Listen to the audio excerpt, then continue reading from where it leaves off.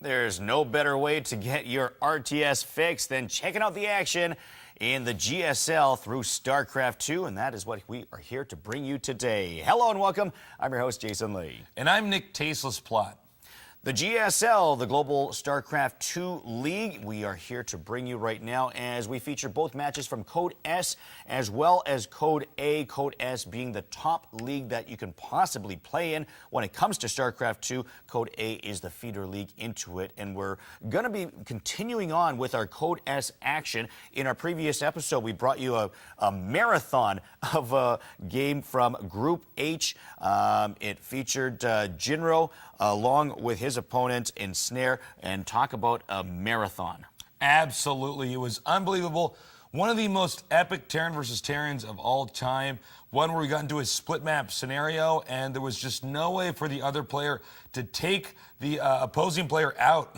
Excuse me. So he was able to just move in there and weather that storm, and ultimately it resulted in a GG just due to the map being mined out. Boy, it's very rare that you get to a match like that, but just shows how equally matched up both of these opponents were. And when we look at Group H, we have the other two players, Czech Prime along with e.g. Idra, and we talk about a group that is very balanced. Absolutely. You know, Idra, he's one of the best non-Korean Zergs. Czech, one of the former best Warcraft 3 players coming in here. I might say that Idra has a little bit of an edge, but it's tough to say because Czech is still a very good player. All right, well, as mentioned, Idra and Czech are actually going to be our matchup today in Group H as we continue featuring this group. Jungle Basin is going to be the map. How is that going to play a factor with this particular matchup? Jungle Basin is a very unique map. It's one where you do get basically a free expansion just in the backyard of your base, so it should be a pretty macro-oriented matchup going into this one that shouldn't end too soon. All right, well, we've seen just how tight Group H can be, which makes every match in this group very, very important, making this one no different. Let's go to the game now, then. It is between Czech and Idra on Jungle Basin. Let's go to Jungle Basin. Bottom right is our red Zerg. Czech Prime we. Czech Prime we.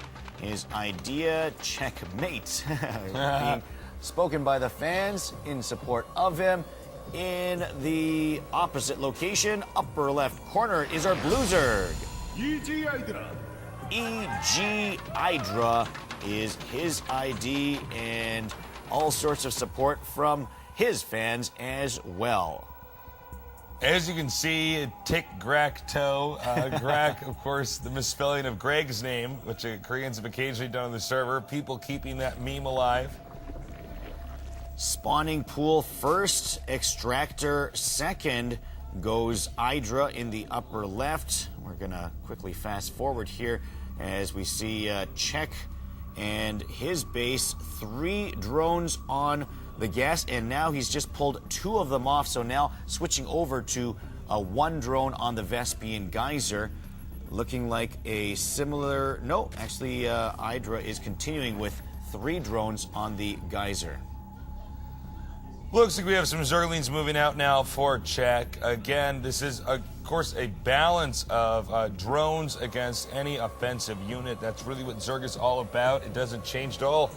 In a matchup like Zerg versus Zerg, this matchup a little bit more forgiving than the original Zerg versus Zerg in StarCraft 1. It's one where we usually see it develop into sometimes a 10-minute or more game. Roaches is the path that Idra has taken. In the upper left, we see him blocking his choke point, making sure that Czech cannot get in there to see what is going on, although we do take a look at Czech with a couple of Zerglings just outside. Roach Warren for Czech as well, although haven't actually seen a big number of roaches for him just yet. Queen chasing Czech's Overlord away. Once again, making sure that he can't see what's going on. Looking more like a blow dart spit. I know, right? Nearby, yeah. Looks like he's throwing darts. For the time being, they're both going to get their second gases, and it's going to turn into basically an economy game from here. The real goal is to try to tech up, get that layer tech out. Infestors play a huge role in Zerg versus Zerg, so I would most likely expect that. One other factor, though, is Mutalisks. It appears that Czech has gone to Roaches a little bit slower, meaning I'm almost wondering if the fact that he doesn't have as many Roaches, meaning that his economy is a little bit ahead.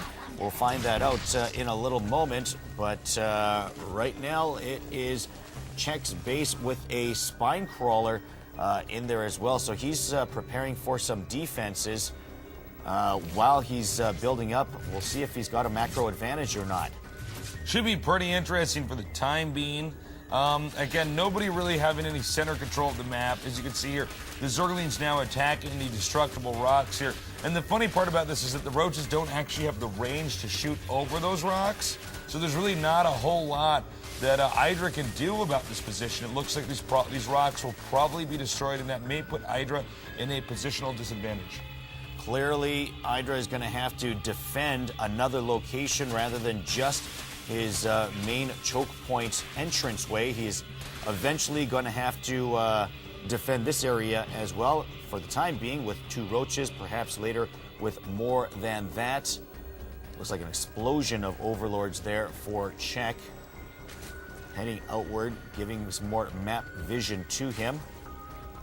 Creep being laid down by Idra in his own base.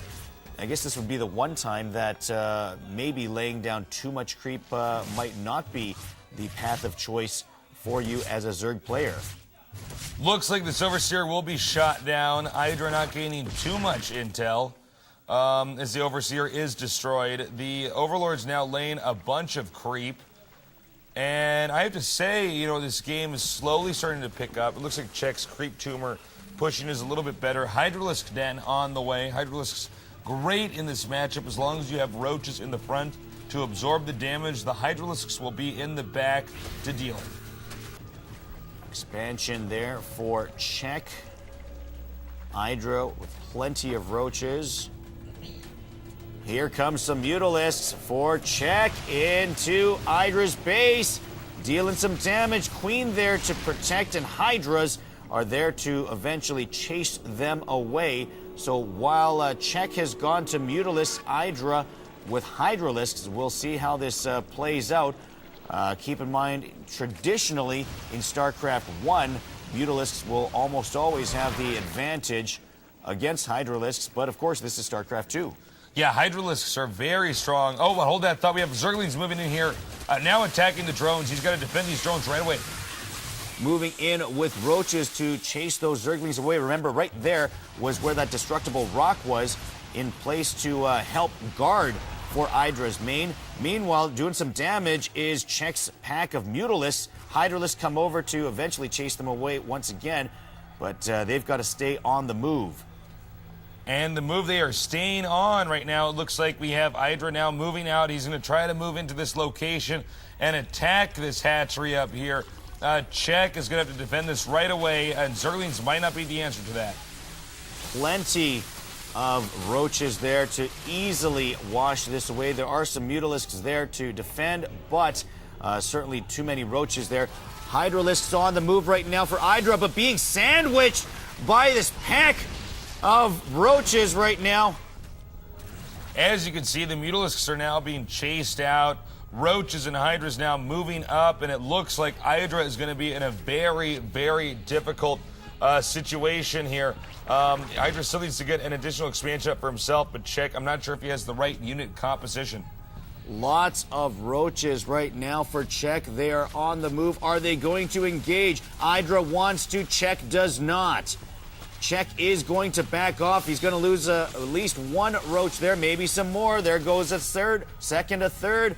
Chasing him all the way back to his own base where he does have some reinforcements. Let's see what decision Idra makes. Is he going to continue to attack? I don't actually know what Czech's trying to do right now. Czech's actually running up around the map, and he's in a little bit of a chase scene here with Idra following him around.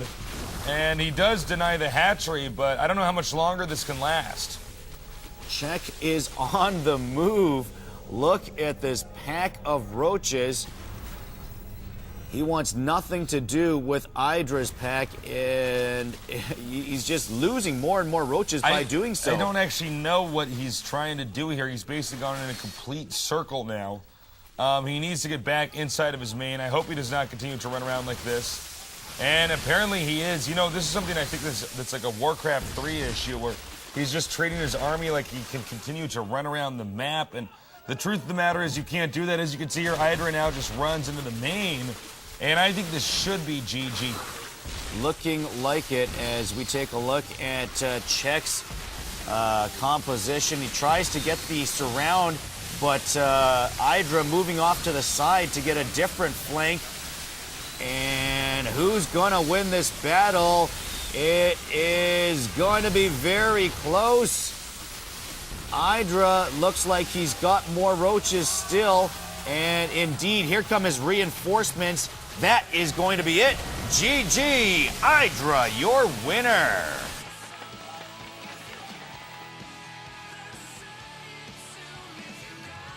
StarCraft 1, it's almost always Mutalisks in a Zerg versus Zerg matchup. In StarCraft 2, Idra goes Hydralisks and against Mutalisks and comes out successful. How? You know what's a major factor is the damage rate that Hydralisks now have in StarCraft 2. In StarCraft 1, it was really a unit that was more middle of the road. Now in StarCraft 2, the Hydralisk is much more of a specialized unit that you use to really deal a lot of damage, but it's, of course, very, very, very weak. So you just need those roaches there. Basically, Czech was doing too much of a generic opener, trying to get those Mutalisks out, trying to treat StarCraft 2 like it's the same game as StarCraft 1. In fact, it's not, and he should have probably gone for a Hydralisk Roach combination as Idra did in that game.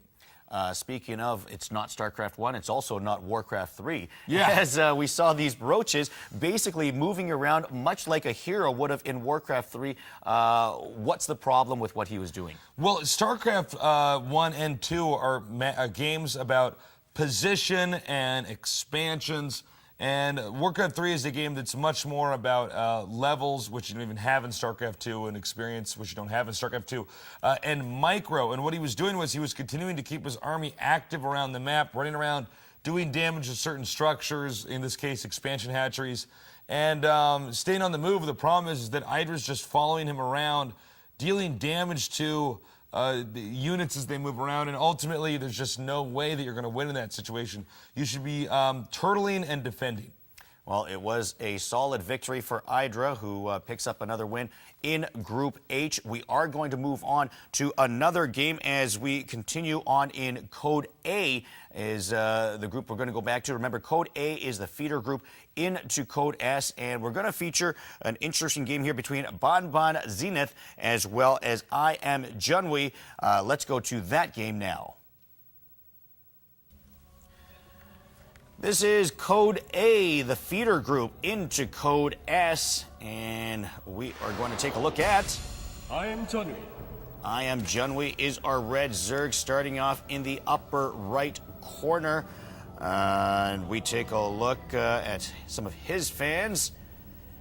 And his opponent in the bottom left is the blue Protoss, and he is going to be known as Banbans Zenith.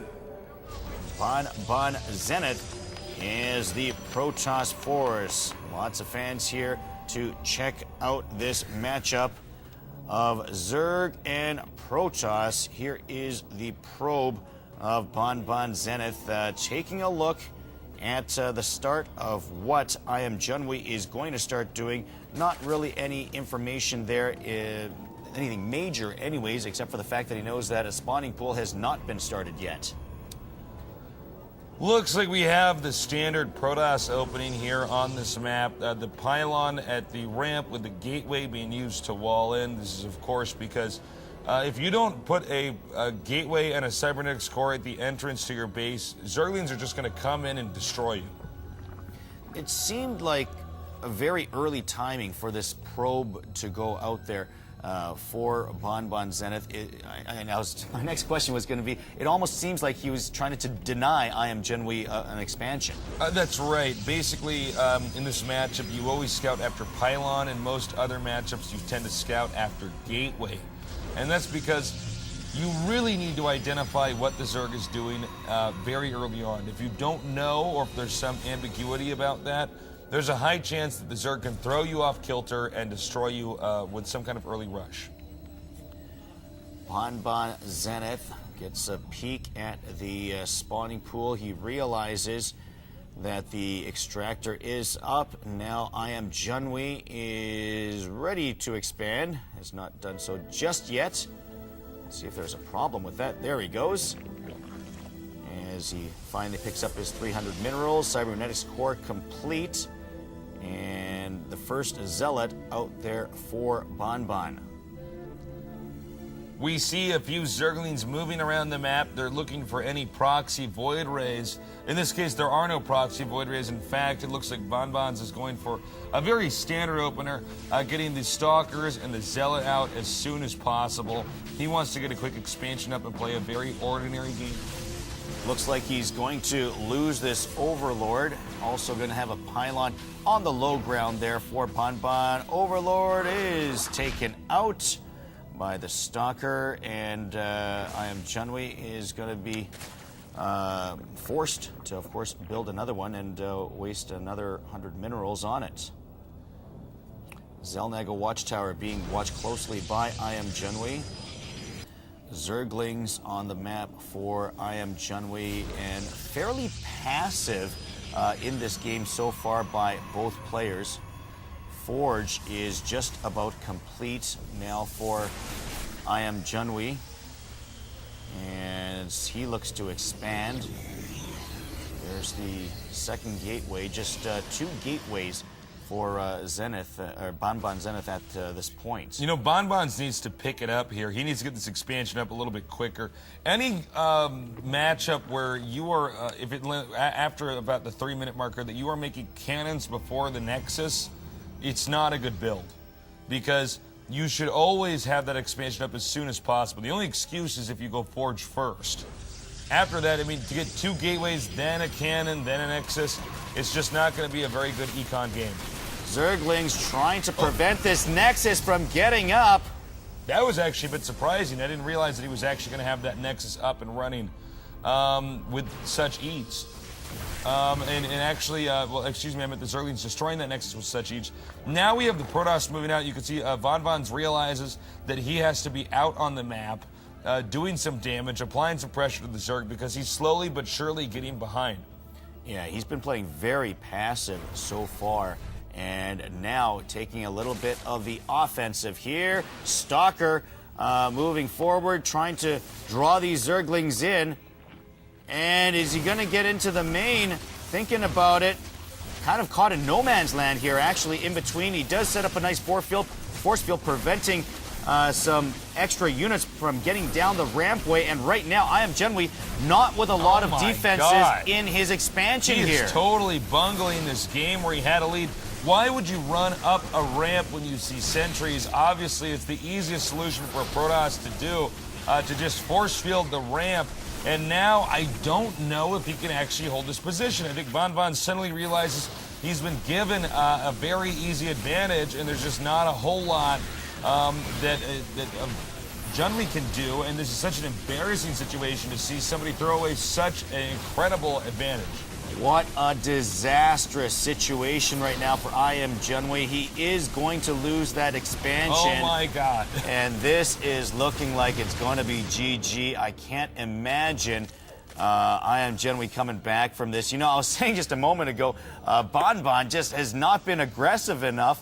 And look, his first attack, and look at what it has netted him. What an impressive attack, or shall we say, what a huge blunder by IMJunwi. Well, it's so surprising to see that Junwi, again, he ran up his own ramp. That's the only thing Protoss would ever want you to do, is to go up your ramp, because then he only has to spend 1 force field at a time containing it. Now, and by the way, Banbans was very smart to run back to his home after that. He doesn't need to go up the ramp. He's already in the lead. Crank out an Immortal, make an Observer, upgrade attack or armor, and get a lead. That's all he had to do, and that's what he's doing right now. Meanwhile, Junwi is in the Stone Age trying to recover from this game. He's using spears against machine guns Right. right now, basically, as IMJunwi trying to reestablish that expansion hatchery. Meanwhile, Banban is making more money than Donald Trump right now at his expansion in comparison. Looks like the hatchery is going to be up and running pretty soon here, and with these Immortals out, you know, the only thing that Zerg can cling to right now is roaches, and Immortals destroy those roaches so easily. I just don't see any way that Junwi can come back. Junwi treating this game like it's Starcraft 1 when he's really in Starcraft 2. He should have kept his units on the low ground. He should have known to just make a few defending units since Banban's opener was a little bit weaker, and now he's going to be in a lot of trouble. Banban using the sentries to perfection in this game. IMJunwi perhaps being a little bit ignorant as to the possibility of its usage. Now forced to make spine crawlers in desperation for defense here. He does get them up in time, so this game will go on a little bit longer. But clearly, IMJunwi is getting further and further behind, being forced to make defensive units rather than offensive ones. Yeah, that's 5 drones that could have been mining. Instead, they grew up to become spine crawlers. And frankly, I don't see enough drones at the expansion base. Oh, that's a cute little move, putting the Spire over there and dropping creep in that location. But still, I just don't see him stopping this attack. It's occurring right now. Force fields put up to block off these roaches. Also, guardian shields being employed by the sentries. Spine crawlers being taken out. That's going to be enough for GG as Banban goes on to victory. Banbans Zenith, your winner. Now, it's sort of sad to say, but it's almost like that game was too easy for Banban with that one huge mistake. You know, it's very odd to see a Zerg behave like that. And I don't want to harp on this too much, but if you see sentries with any Protoss army coming towards your base, keep all your units on the low ground. Keep them in the open. Don't retreat up your ramp. It's not StarCraft 1 where you want to hop up the ramp and wait a minute or two later and then spill down again. It's just not worth it. And you could see there was a moment where Banban's basically said, oh, okay, I'll take that. It was about 6 force fields in a row, and in that amount of time you can destroy a hatchery. From there was really no way that Junwi could recover. Now, after taking out the hatchery, you mentioned Banban did the right thing by retreating. Yeah, the beauty of that is that instead of taking a big risk after you have somewhat of a lead and saying, well, maybe I can get in there and kill him. For instance, you could have tried to go up the ramp, and then roaches would have killed the zealots, the sentries would have ran out of energy, and the stalkers would have been useless without the zealots and sentries there to help them out. And instead, he just goes back home and says, well, what am I going to do when I'm ahead? I'm going to get more ahead, and that's what he was doing in that situation. Goes back, gets the Immortals, comes back with all sorts of forces after watching Junwi have nothing to defend with and basically no chance of winning the game. So smart play. Unfortunately, Junwi, I guess, almost making Banban look good in this game as well. Well, that's going to wrap up today's episode. Of course, we're going to be back with more StarCraft 2 next time, so do join us then. For Nick, Tasteless, Plott, I'm Jason Lee. Goodbye. Hello folks, my name is Philip Cho. This is Brand New Games in Korea, where we introduce you to the latest releases in the gaming industry. Now, a game to dazzle your senses, Crossfire. A very, very nice online FPS game that one can enjoy with many other users. Now, thanks to its frantic pace and very realistic shooting, this game has a massive popularity in China. Death matches aside, Crossfire features many different modes, weapons, maps to actually make it one of the finest games of the genre. And you know what I'm talking about. Now, the game actually covers many real aspects of our modern military. The strong-willed members of the Global Risk Special Forces group face off against the terrorists of Blacklist, who plan to spread chaos all across the globe. They even came up with some mysterious mutating monsters to actually fulfill their plan of destruction. I won't tell you more details about it. So which side shall you choose? Is your trigger finger feeling a little itchy? Well, then you definitely want to check out Crossfire. My name is Philippe, and I'll be back next time with some more news from the gaming industry.